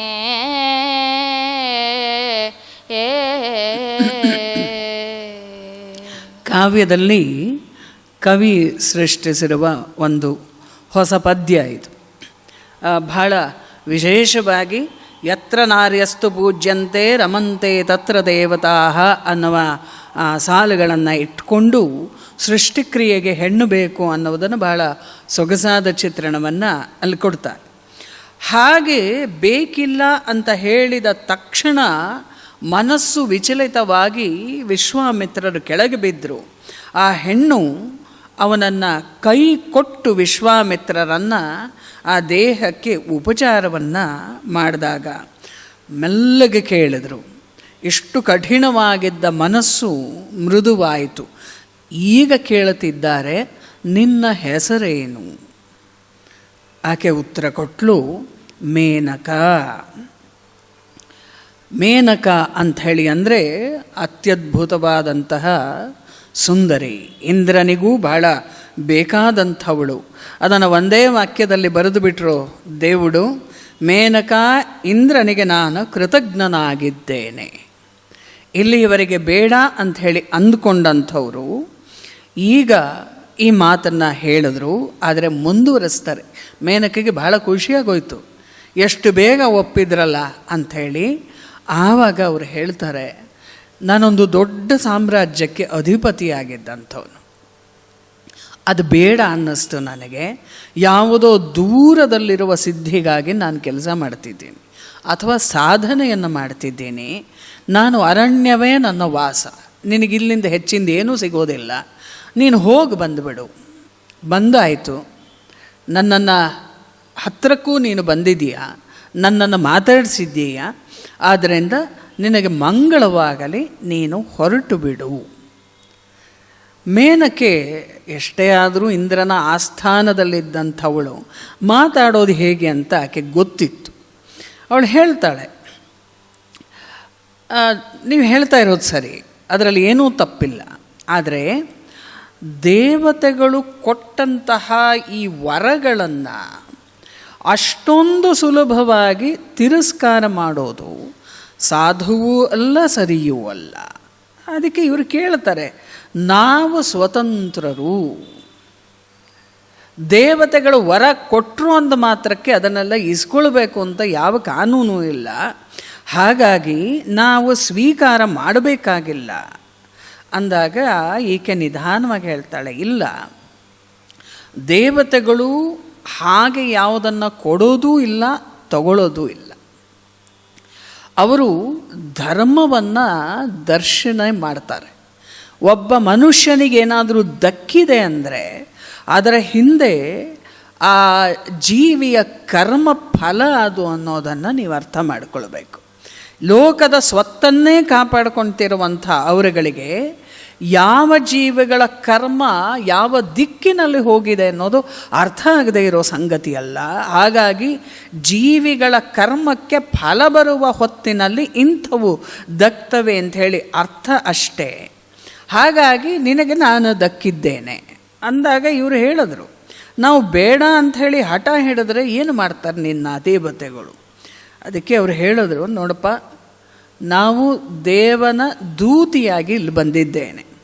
ಮನುಷ್ಯರಿಗಿಂತ ಸ್ವಲ್ಪ ದೂರಕ್ಕೆ ನನ್ನಂಥವಳು ಭವಿಷ್ಯವನ್ನು ಅರ್ಥ ಮಾಡ್ಕೊಳ್ಬೋದೇ ಹೊರತು ನೀವುಗಳು ನೋಡ್ತೀರಲ್ಲ ಅಷ್ಟು ದೂರಕ್ಕೆ ನನಗೆ ನೋಡುವ ಶಕ್ತಿ ಇಲ್ಲ.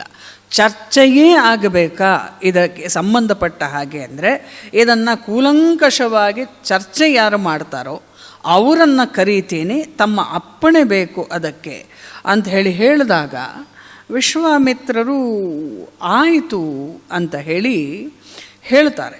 ಆಯಿತು, ಯಾರನ್ನೇನಾದರೂ ಕರಿ ನೋಡೋಣ ಅಂಥೇಳಿ. ಮೇನಕೆಯ ಮಾತಿಗೆ ಉತ್ತರ ಹೇಳೋದು ಅವರಿಗೂ ಕೂಡ ಕಷ್ಟ ಆಗ್ತಾಯಿದೆ. ಅಷ್ಟರಲ್ಲಿ ಇಬ್ಬರು ಬರ್ತಾರೆ. ಮೇನಕೆಯ ಕರೆಗೆ ಹೋಗೊಟ್ಟು ಒಬ್ಬ ಕಾಮದೇವ, ಇನ್ನೊಬ್ಬ ವಸಂತ. ಇಬ್ಬರೂ ಕೂಡ ಜೊತೆಯಾಗಿಯೇ ಇರುವಂಥವರು, ಒಟ್ಟಿಗೆ ಅವರವರ ಕಾರ್ಯವನ್ನು ಮಾಡುವಂಥವರು. ಸಾಮಾನ್ಯವಾಗಿ ನಮ್ಮ ಇಂದ್ರಂಗೆ ಒಂದೊಂದು ಸರಿ ಅನ್ನಿಸಿದಾಗ, ಈ ಮುನಿಯ ತಪಸ್ಸು ಯಾವುದೋ ಮಾರ್ಗದಲ್ಲಿ ಹೋಗ್ತಿದೆ, ಅದು ನಿಲ್ಲಬೇಕು ಅನ್ನಿಸ್ದಾಗಲೆಲ್ಲ ಇವರ ಸಹಾಯವನ್ನು ಪಡ್ಕೊಳ್ತಾರೆ. ಅವರು ಬಂದು ಇಬ್ಬರು ನಮಸ್ಕಾರ ಮಾಡಿದ್ರು. ಇವರು ಋಷಿ ನಮಸ್ಕಾರ ಮಾಡಿದ ತಕ್ಷಣ ಒಂದು ಆಶೀರ್ವಾದ ಮಾಡಿದ್ರು, ಸಹಜವಾಗಿ ವಿಜಯೀ ಭವ ಅಂತ ಹೇಳಿ. ವಸಂತ ಭಾಳ ತುಂಟ. ಅವನು ಒಂದು ಕಿರಣಗೆಯನ್ನು ನಕ್ಬಿಟ್ಟು ಹೇಳ್ತಾನೆ, ಮಹರ್ಷಿಗಳೇ, ನಮ್ಮ ದೊರೆ ಕಾಮದೇವ ಬಹಳ ದೀರ್ಘವಾದ ಹೋರಾಟಕ್ಕೆ ಅಂಥೇಳಿ ಬಂದಿದ್ದ, ಆದರೆ ಇಷ್ಟು ಸುಲಭವಾಗಿ ಗೆಲುವು ಸಿಗುತ್ತೆ ಅಂತ ನಾನು ಅಂದ್ಕೊಂಡಿರಲಿಲ್ಲ. ಅಂದ ತಕ್ಷಣ ಹಾಗಂದರೆ ಅಂಥೇಳಂದರು. ಆಗ ಅವನು ಹೇಳ್ತಾನೆ, ಈಗ ಸೃಷ್ಟಿಯ ಕಾರ್ಯ, ಈಗ ಸೃಷ್ಟಿಯ ಕಾರ್ಯ ನಿನ್ನಿಂದಾಗಬೇಕಿಹುದೊಂದು ಕೇಳ್. ಹಾಗಾಗಿ ಮಮಕಾರವನು ನಿನ್ನೊಳು ಬೆಳೆಸಬೇಕಿಹುದು. ಹೀಗೆ ನಿನ್ನ ಮಮತ್ವ ಹೆಚ್ಚಲು ಭೋಗ ನೀನನುಭವಿಸಬೇಕಿದೆ. ಯೋಗಿ ಕೇಳಿದು ಪೂರ್ವ ಸಿದ್ಧತೆ ನಮ್ಮ ಯೋಜನೆಗೆ. ವಸಂತ ಹೇಳ್ತಾನೆ, ನಾವಿಲ್ಲಿ ಬಂದಿರೋದು ನನ್ನ ರಾಜ ಇಂದ್ರನ ಅಪ್ಪಣೆಯನ್ನು ಪಾಲನೆ ಮಾಡೋಕ್ಕೆ ಅಂತ. ಮೇನಕಾದೇವಿಯನ್ನು ನಿಮಗೆ ಒಪ್ಪಿಸಿ ನಿಮ್ಮ ಹತ್ರ ಮಾತಾಡಬೇಕು ಅಂತ ನಮಗಿತ್ತು. ಆದರೆ ನೀವೇ ವಿಜಯೀ ಭವ ಅಂಥೇಳಿ ಆಶೀರ್ವಾದ ಮಾಡಿದ ಮೇಲೆ ನಿಮ್ಮ ಮಾತು ಸುಳ್ಳಾಗೋದಕ್ಕೆ ಸಾಧ್ಯವೇ ಇಲ್ಲ. ಹಾಗಾಗಿ ನೀವೇ ಯೋಚನೆ ಮಾಡಿ ಅಂತ ಹೇಳಿದಾಗ ವಿಶ್ವಾಮಿತ್ರರಿಗೆ ತಾನು ಏನು ಮಾಡಿದೆ ಅಂತ ಅರ್ಥ ಆಯಿತು. ದೇವರು ಎಷ್ಟು ಚೆನ್ನಾಗಿ ಬರೀತಾರೆ ಅಂದರೆ, ಒಂಥರ ಸೋತಾಗಾಯ್ತಲ್ವ, ಆ ಸೋಲಿನಿಂದ ವಿಶ್ವಾಮಿತ್ರರ ಮನಸ್ಸಿಗೆ ಪ್ರಿಯವಾಯಿತು ಅಂತ ಬರೀತಾರೆ ದೇವರು. ಎಷ್ಟು ಚೆನ್ನಾಗಿದೆ ಅಂಥೇಳಿ.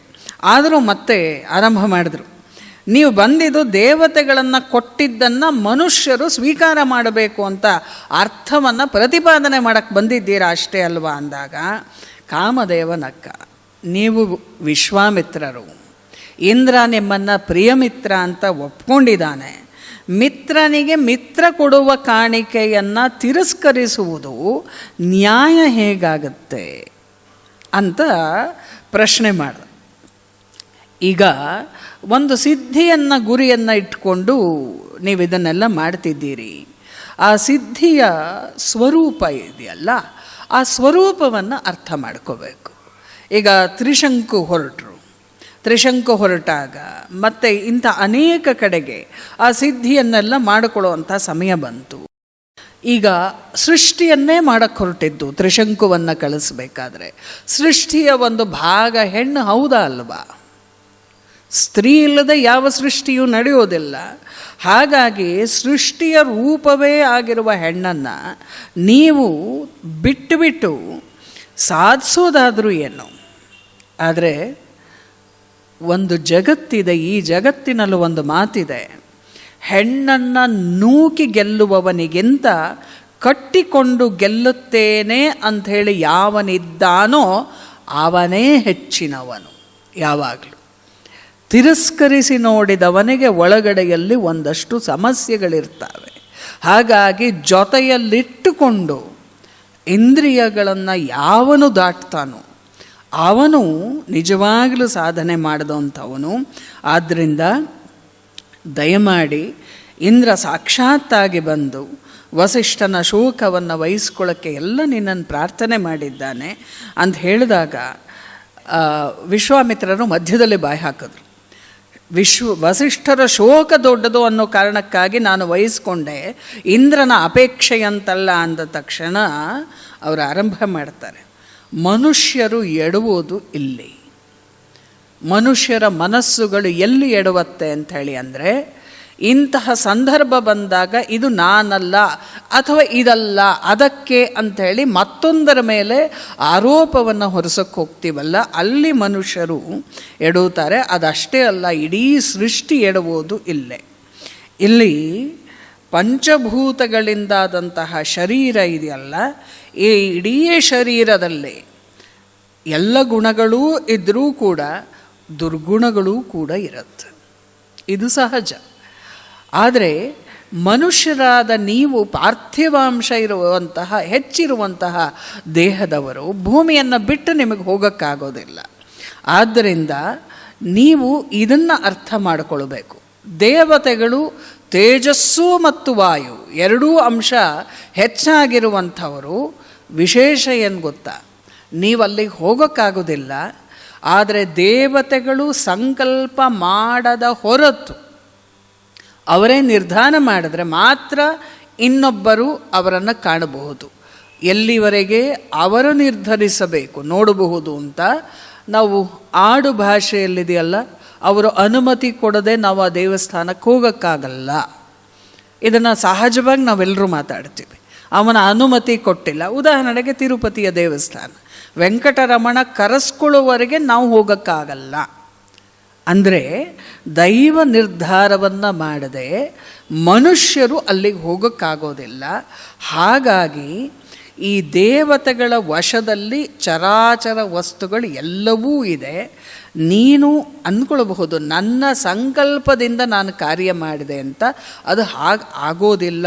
ಆ ಸಂಕಲ್ಪವನ್ನೂ ಕೂಡ ಅಲ್ಲಿಂದನೇ ದೇವತೆಗಳು ಮಾಡಿರ್ತಾರೆ. ಇದು ನಡೆದೇ ತೀರಬೇಕು ಅನ್ನುವ ದೇವತೆಗಳ ಇಷ್ಟವಿದ್ದಾಗ ಮಾತ್ರ ಅದು ನಡೆಯುತ್ತೆ. ಇಲ್ಲ ಅಂದರೆ ಅದು ಯಾವ ಕಾರಣಕ್ಕೂ ಕೂಡ ಏನು ಕೆಲಸವನ್ನೂ ಅದು ಮಾಡೋದಿಲ್ಲ. ಅಂದರೆ ನಿನ್ನ ಮನಸ್ಸು, ಬುದ್ಧಿ, ಅಹಂಕಾರದ ಹಿಂದೆ ನಾವು ಅಂದರೆ ದೇವತೆಗಳು ಇದ್ದು ಕೆಲಸ ಮಾಡ್ತೀವಿ. ಆ ಕಾರಣಕ್ಕಾಗಿ ಬುದ್ಧಿಯೋ ಅಹಂಕಾರವೋ ಏನೋ ಒಂದು ಆಗಬೇಕಲ್ಲ, ಅದು ನಿರ್ಧಾರವಾಗಿರುತ್ತೆ. ಈಗ ನಾವು ಯಾಕೆ ಬಂದಿದ್ದೀವಿ ಅಂದರೆ, ನೀನು ಇಲ್ಲಿವರೆಗೆ ಅಹಂನ ಕಳ್ಕೊಂಡು ಬಂದೆ. ಈಗ ಸೃಷ್ಟಿಯ ಒಂದು ಕೆಲಸವಾಗಬೇಕಾಗಿದೆ. ಆ ಕೆಲಸ ಆಗಬೇಕಾದ್ರೆ ನಿನ್ನಲ್ಲಿ ಅಹಂಕಾರ ಮತ್ತೆ ಜಾಗೃತವಾಗಬೇಕು. ಜಾಗೃತವಾಗಲ್ಲದೆ ಅಹಂಕಾರ ಬರದೇ ಹೋದರೆ, ಅಹಂಕಾರ ಅಂದರೆ ನಾವು ಬಾಯಿಗೆ ಬಂದಿದ್ದು ಮಾತಾಡ್ತೀವಲ್ಲ ಆ ಥರದ ಅಹಂಕಾರ ಅಂತ ಭಾವಿಸಬೇಡಿ. ಈ ಅಹಂಕಾರವನ್ನು ಬೆಳೆಯೋದಕ್ಕೆ ಬಿಡದೆ ಹೋದರೆ ಸೃಷ್ಟಿಕ್ರಿಯೆಯನ್ನು ಮಾಡೋಕ್ಕಾಗಲ್ಲ. ಯಾಕೆ ಅಂಥೇಳಿ ಅಂದರೆ, ಈಶ್ವರನ ಎಲ್ಲ ಕಡೆಯಲ್ಲೂ ಇರೋದು ಅದು ಒಂದು ಸತ್ಯ. ಈಶ್ವರ ಸರ್ವಭೂತಾನಾಂ ಹೃದ್ದೇಶಿತೆ ಅರ್ಜುನ ತಿಷ್ಠತಿ ಭ್ರಾಮಯನ್ ಸರ್ವಭೂತಾನಿ ಯಂತ್ರಾರೂಢಾನಿ ಮಾಯಯ. ಗೀತೆಯಲ್ಲಿ ಬರುವಂಥ ಮಾತು. ಎಲ್ಲ ಸರ್ವಪ್ರಾಣಿಗಳು ಒಂದು ರೀತಿಯಲ್ಲಿ ಯಂತ್ರರೂಢವಾದಂತಹ ಬೊಂಬೆಗಳಂತೆ ಈಶ್ವರ ಅಂದರೆ ಪರಬ್ರಹ್ಮ ತನ್ನ ಮಾಯೆಯಿಂದ ತಿರುಗಿಸ್ತಾ ಇರ್ತಾನೆ. ಎಲ್ಲರ ಹೃದಯದಲ್ಲೂ ಅವನೇ ಇರ್ತಾನೆ. ಆದರೆ ಒಂದಷ್ಟು ಗುಣಗಳನ್ನು ಇಟ್ಟಿರ್ತಾನೆ. ಭೂಮಿರಾಪೋ ಅನಲೋ ವಾಯ ಕಂ ಮನೋಬುದ್ಧಿರೇವಚ ಅಹಂಕಾರ ಇತೀಯಂ ಮೇ ಭಿನ್ನ ಪ್ರಕೃತಿ ಅಷ್ಟದ. ಭೂಮಿ, ನೀರು, ಅಗ್ನಿ, ಗಾಳಿ, ಆಕಾಶ, ಮನಸ್ಸು, ಬುದ್ಧಿ ಹಾಗೂ ಅಹಂಕಾರ ಸೇರಿ ನನ್ನ ಪ್ರಕೃತಿಯ 8 ಭಾಗಗಳಾಗಿ ವಿಭಾಗ ಮಾಡಲಾಗಿದೆ. ಯಾತಕ್ಕೆ ಅಂದರೆ ಭೋಗವನ್ನು ಭೋಗಿಸೋದಕ್ಕೆ ಅಹಂಕಾರ ಅನ್ನುವುದು ಅನಿವಾರ್ಯ ಮತ್ತು ಬೇಕು. ಅನುಭವ ಬೇಕು. ಯಾವುದು ಅಹಂಕಾರ ಮಹತ್ತಾಗಿ ಬೆಳೆಯುತ್ತೋ ಅಲ್ಲಿಂದ ಮಹತ್ ಕಾರ್ಯಗಳು ನಡೆಯುತ್ತವೆ. ಹಾಗೆ ಮಹತ್ ಕಾರ್ಯಗಳನ್ನು ಮಾಡಿಸಬೇಕು ಅಂತ ನಿಯತಿ ನಿರ್ಧರಿಸಿದಾಗ ಅಹಂಕಾರ ಬೆಳೆಯುವ ಹಾಗೆ ಅವನೇ ಮಾಡ್ತಾನೆ. ಅಹಂಕಾರ ಬೆಳೆಯಲಿ ಅಂತ ವಿಚಿತ್ರವಾದ ಭೋಗ, ವಿಚಿತ್ರವಾದ ಅನುಭವಗಳನ್ನು ದೇವತೆಗಳೇ ಒದಗಿಸುತ್ತಾರೆ. ಈಗ ನಿನ್ನ ಮುಂದಿರುವಂಥದ್ದು ಅಂತಹ ಒಂದು ವಿಚಿತ್ರವಾದ ಸನ್ನಿವೇಶ ಅಂದಾಗ ವಿಶ್ವಾಮಿತ್ರರಂತಾರೆ, ಹಾಗಿದ್ರೆ ಲೋಕ ತಪಸ್ಸಿನ ಭಂಗವಾಯಿತು ಅಂಥೇಳಿ ಹೇಳುತ್ತಲ್ಲ ಅಂದಾಗ ಅವರು ಹೇಳ್ತಾರೆ, ಖಂಡಿತ ಹೌದು, ಮೇಲ್ನೋಟಕ್ಕೆ ಕಾಣಿಸುವುದು ವಿಶ್ವಾಮಿತ್ರನ ತಪಸ್ಸಿನ ಭಂಗ ಮಾಡೋದಕ್ಕೆ ಮೇನಕೆ ಬಂದ್ಲು ಅಂತ. ವಾಸ್ತವವಾಗಿ ಅದಿರಲ್ಲ. ಈಗ ನೀನು ಪ್ರಾಣದ ಉಪಾಸಕನಾಗಿದ್ದೀಯ, ಸೃಷ್ಟಿ ಹೇಗೆ ಮಾಡಬೇಕು ಅಂತ ಗೊತ್ತಿದೆ. ಮೇನಕೆ ಬಂದ ತಕ್ಷಣ ಅವೆಲ್ಲವೂ ಹೊರಟು ಹೋಗುತ್ತಾ? ಖಂಡಿತ ಇಲ್ಲ. ನಿನಗೆ ಪ್ರಾಣ ನಿರ್ಗಮನ ಮಾಡಿದ್ರಿಂದ ಏನೂ ಆಗೋದಿಲ್ಲ. ದೇವ ಕಾರ್ಯಕ್ಕಾಗಿ ಯಾವನು ಬೇಕಾಗಿದೆಯೋ ಅವನನ್ನು ದೈವ ತೀರ್ಮಾನ ಮಾಡುತ್ತೆ, ಇವನನ್ನು ನಾನು ಬಳಸ್ತೀನಿ. ಅವನ ಅಹಂಕಾರವನ್ನು ಬೆಳೆಸುವುದು ದೇವತೆಗಳ ಕಾರ್ಯ. ಆ ಕೆಲಸ ಮಾಡೋದಕ್ಕೆ ನಾನು ಬಂದಿದ್ದೀನಿ. ಬೇಡದವನ ಅಹಂಕಾರ ವಿಜೃಂಭಿಸೋದು, ಇದು ಬಹಳ ಸೂಕ್ಷ್ಮದ ಸಂಗತಿ. ಯಾರು ದೇವತೆಗಳಿಗೆ ಬೇಡವಾಗ್ತಾರೋ ಅಂದರೆ ಅಧರ್ಮದ ಪಕ್ಷದಲ್ಲಿರ್ತಾರೋ ಅವರ ಅಹಂಕಾರವೂ ವೃದ್ಧಿಸುವ ಹಾಗೆ ಮತ್ತೆ ಮಾಡ್ತಾರವರು. ಯಾತಕ್ಕೆ ಮಾಡ್ತಾರೆ ಅಂತಂದರೆ ವಿನಾಶಕ್ಕಾಗಿ ಮಾಡ್ತಾರೆ. ಅಹಂಕಾರವನ್ನು ತೀವ್ರ ಸ್ವರೂಪಕ್ಕೆ ತಗೊಂಡು ಹೋಗಿ ಅದು ತಮಸ್ಸಿಗೆ ತಿರುಗಿ ವಿನಾಶಕ್ಕೆ ಬರ್ತಾನಲ್ಲ, ಅದನ್ನೂ ದೇವತೆಗಳೇ ಮಾಡೋದು. ಅದು ಅವನ ಕರ್ಮಫಲವೇ. ಈಗ ನಾನು ಬಂದಿರುವಂಥದ್ದು ನಿನ್ನ ಅಹಂಕಾರವನ್ನು ಬೆಳೆಸಿ ಅದರಿಂದ ನಮಗೆ ಒಂದಷ್ಟು ಕೆಲಸವಾಗಬೇಕಾಗಿದೆ. ಅದಕ್ಕಾಗಿ ನಾನು ಬಂದಿದ್ದೇನೆ. ಪ್ರಕೃತೇ ಕ್ರಿಯಮಾಣಾನಿ ಗುಣೈ ಕರ್ಮಾಣಿ ಸರ್ವಶಃ ಅಹಂಕಾರ ವಿಮೂಢಾತ್ಮ ಕರ್ತ ಅಹಮಿನಿ ಮನ್ಯತೆ. ವಾಸ್ತವವಾಗಿ ಮೇಲ್ನೋಟಕ್ಕೆ ನಾನು ಮಾಡ್ತಿದ್ದೀನಿ ಅಂತ ಅನಿಸಿದ್ರೂ ಕೂಡ ಅಹಂಕಾರದಿಂದ ಮೋಹವಶನಾದವನಿಗೆ ನಾನು ಕರ್ತೃ ಅಂತ ಹೇಳಿ ಅನಿಸುತ್ತೆ. ಇದನ್ನು ನಾನು ಮಾಡ್ತಿದ್ದೀನಿ, ನಾನು ಸಿದ್ಧ ಮಾಡಿದ್ದೀನಿ, ನನ್ನಿಂದ ಇದಾಗ್ತಿದೆ ಅಂತ. ವಾಸ್ತವವಾಗಿ ಅದು ಅಲ್ಲ. ಯಾಕೆ ಅಂತಂದರೆ ಅಹಂಕಾರ ದೇವಜನ್ಯವಾಗಿ ಬಂದಾಗ ಕರ್ತೃತ್ವ ವಿನಾಶವಾಗತ್ತೆ. ದೇವುಡು ಅವರ ಉದಾಹರಣೆ ನಾವು ಮೊದಲು ಏನು ನೋಡಿದ್ವಲ್ಲ, ಅದೂ ಕೂಡ ಇದಕ್ಕೊಂದು ಉದಾಹರಣೆ. ಇದು ಭಗವಂತ ಕೊಟ್ಟಿದ್ದು ಅನ್ನುವ ಪ್ರಜ್ಞೆ ಜಾಗೃತವಾಗತ್ತೆ. ಆದ್ದರಿಂದ ಅದು ಜಾಗೃತವಾದಾಗ ಯಾವನು ಯೋಗ್ಯನೋ ಅವನ ಅಹಂಕಾರವನ್ನು ಹೆಚ್ಚು ಮಾಡಿ ಭೋಗವನ್ನು ಕೊಟ್ಟು ಅವನ ಕೈಯಿಂದ ಕಾರ್ಯವನ್ನು ನಾವು ಮಾಡಿಸ್ತೀವಿ. ಇದರ ಹಿಂದೆ ಮುಂದೆ ಗೊತ್ತಾಗದೇ ಇದ್ದವರಿಗೆ ವಿಶ್ವಾಮಿತ್ರನ ತಪೋಭಂಗ, ಮೇನಕಿ ದೇವಲೋಕದ ಗಣಿಕೆ ಬಂದ್ಲು, ನೃತ್ಯ ಮಾಡಿದ್ಲು, ವಿಶ್ವಾಮಿತ್ರನ ತಪಸ್ಸು ಹಾಳಾಯಿತು ಅಂತ ಅರ್ಥ ಆಗತ್ತೆ ಹೊರತು ಇನ್ನೇನು ಗೊತ್ತಾಗೋದಿಲ್ಲ. ಇನ್ನೂ ಒಂದು ಮಾತು, ಬಹಳ ಅದ್ಭುತವಾದ ಮಾತು ಹೇಳ್ತಾರಿಲ್ಲಿ. ಅಹಂಕಾರವನ್ನು ಅಳೆಯೋದಕ್ಕೂ ಒಂದು ಸಾಧನ ಇದೆ. ಅದನ್ನು ಆನಂದವನ್ನು ಅನುಭವಿಸಬಲ್ಲ ಯೋಗ್ಯತೆ ಅಂಥೇಳಿ ಕರೀತಾರೆ. ಆ ವಾಕ್ಯ ಇನ್ನೊಂದು ಸರಿ, ಅಹಂಕಾರವನ್ನು ಅಳೆಯುವುದಕ್ಕೂ ಒಂದು ಸಾಧನವಿದೆ. ಅದು ಆನಂದವನ್ನು ಅನುಭವಿಸಬಲ್ಲ ಯೋಗ್ಯತೆ. ಯಾರಿಗೆ ಸಂತೋಷ ಅಲ್ಲ, ಸಂತೋಷ ಅನ್ನೋದನ್ನ ಆನಂದ ಅಂತ ಕರೆಯೋಕ್ಕಾಗಲ್ಲ. ಯಾರಿಗೆ ಆನಂದವನ್ನು ಅನುಭವಿಸುವ ಯೋಗ್ಯತೆ ಇರುತ್ತೋ ಅಂತಹವರ ಅಹಂಕಾರ ಜಾಗೃತವಾಗೋದಕ್ಕೆ ದೇವತೆಗಳು ನಿರ್ಧಾರವನ್ನು ಮಾಡ್ತಾರೆ. ಏನದು ಹಾಗಾದರೆ ಆನಂದ ಅಂದರೆ? ಎಲ್ಲಿಂದ ತಗೊಂಡು ಬರೋದು ಅನ್ನೋದಕ್ಕೆ ಉತ್ತರವನ್ನು ಬ್ರಹ್ಮಾನಂದವಲ್ಲಿ ಅಂತ ಹೇಳಿ ಇದೆ, ತೈತ್ತರೀಯದಲ್ಲಿ ಬರುವಂಥದ್ದು. ಅಲ್ಲಿ ಆನಂದವನ್ನು ಹೇಗೆ ಪಡ್ಕೊಳ್ತಾರೆ, ಅದು ಯಾವುದು ಅನ್ನೋದನ್ನು ವಿವರಿಸ್ತಾರೆ. ಅದನ್ನು ದೇವುಡು ಇಲ್ಲಿ ಸೊಗಸಾಗಿ ತಗೊಂಡು ಬಂದಿಡ್ತಾರೆ.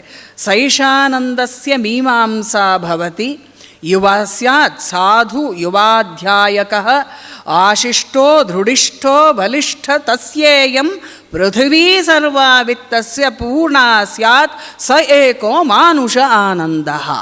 ಅಂದರೆ ಯಾವಾತ ಪವಿತ್ರವಾದ ಆಚರಣೆಯಲ್ಲಿ ತೊಡಗಿಸ್ಕೊಂಡಂಥವನು, ವೇದಾಧ್ಯಯನವನ್ನು ಮಾಡಿ ಆರೋಗ್ಯವಂತನೂ ಆಗಿ ಜೀವನದ ಶಿಸ್ತುಗಳನ್ನೂ ಕಂಡುಕೊಂಡಿದ್ದಾನೋ, ದೃಢವಾದ ಸಮರ್ಥವಾದ ಶರೀರವನ್ನು ಹೊಂದಿದ್ದಾನೋ, ಅಂಥವನಿಗೆ ಅಕಸ್ಮಾತ್ ಸಂಪದ್ಭರಿತವಾದ ಒಂದು ದೊಡ್ಡ ಭೂಮಿಯ ಭಾಗ ಅವನ ಒಡೆತನಕ್ಕೆ ಒಳಪಟ್ಟರೆ ಅವನಿಗೆ ಅದು ಎಷ್ಟು ಆನಂದವಾಗತ್ತೋ ಅದರ ಮೊತ್ತವನ್ನು ಒಂದು ಮಾನುಷ ಆನಂದ ಅಂಥೇಳಿ ಕರೀತಾರೆ.